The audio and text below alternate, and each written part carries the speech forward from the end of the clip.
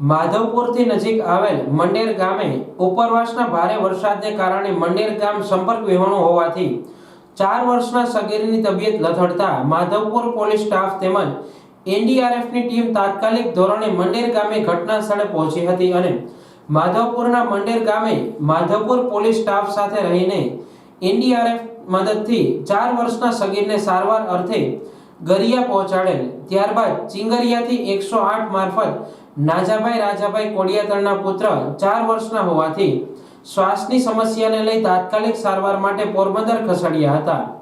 મંડેર ગામના વતનીઓએ વહીવટી તંત્રની કામગીરીને બિરદાવી હતી.